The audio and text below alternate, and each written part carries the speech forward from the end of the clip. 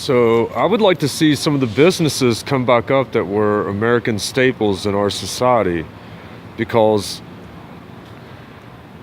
people love those places. And when you take away our established businesses, it hurts business.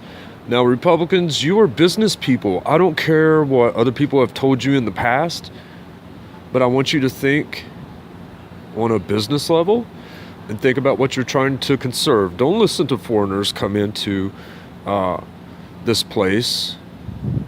And I want you to represent the United States of America, which is a melting pot of people, and understand how business works and handle it from that point of view.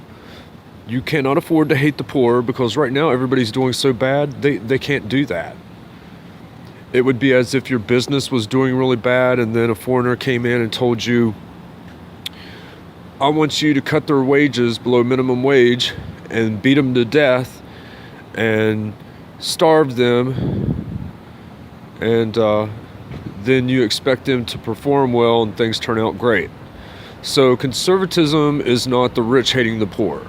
Conservatism is you being business people, and we're going to hold on to our established businesses for the United States of America so you can handle things like taxes and jobs, employment, health care. Our societal structure is what needs to be focused on, conserving it from the problems of the internet, which is the point. So if you guys want to do something,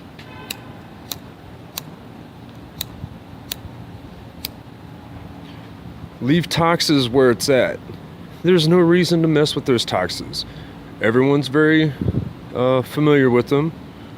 You know, you don't need to be touching things just for something to do. I mean, if you want to drop them a couple of percentile for whatever reason, I don't see what it's going to help. But maybe drop it a couple of percentile, but nothing major. Healthcare, you need to think about all the things that's going to happen if you try to push universal healthcare. If you try to push universal healthcare, then you also have to have the package where people are being paid more money per an hour. So you have to have both of those. But you slot it in too fast with you closing down businesses, then you can't do those things. So if you want to do those things, you have to do all three at the same time. But regardless, you cannot be closing down our well-established businesses. And you need to bring those back up. You know, when I watched a foreigner help close down some very well-established businesses because they made a proclamation on what they thought it meant, they were wrong. And I wonder how they would feel if we went into places like India or Dubai and started making judgment calls on their businesses and started closing things down left and right.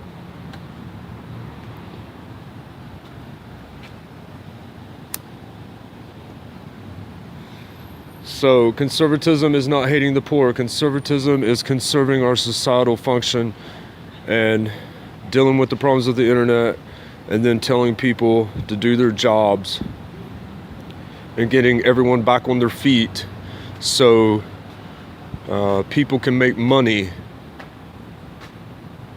and our society can function, and our healthcare system should be the very best in the world. Our education systems should be the very best in the world.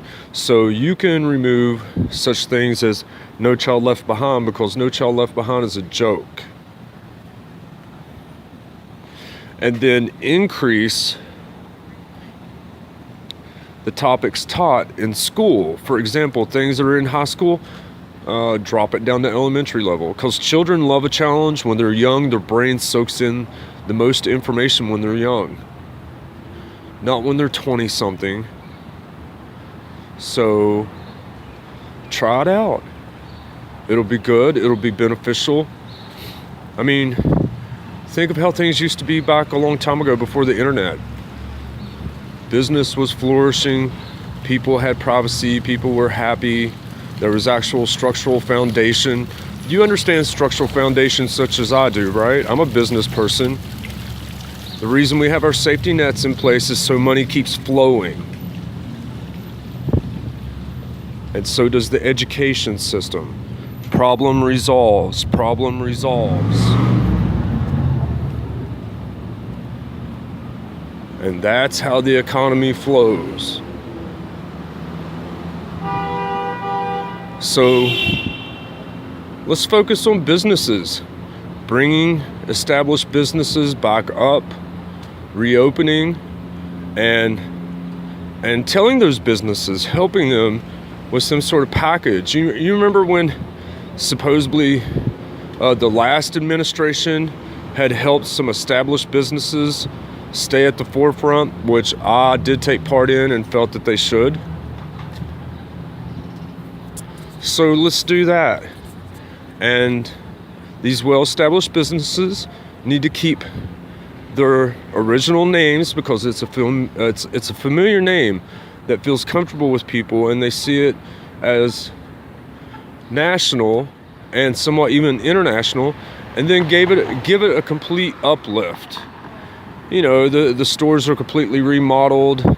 There's a new way for which the customer interacts with the business and those stores. And that's what I would like to see happen. And it's what needs to happen. There's many high school students that would love to have those jobs. And some adults too that would love to have like the management positions and then of course everything else that comes with those stores. And there are places that upheld human rights and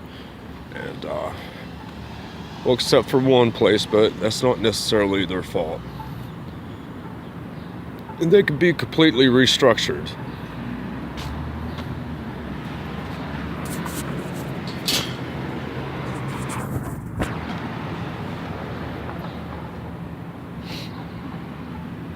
Right now I'm sitting where at a mall they had closed a business that has stood for a very long time. That needs to be reopened, and the public needs to be told that they're doing remodeling.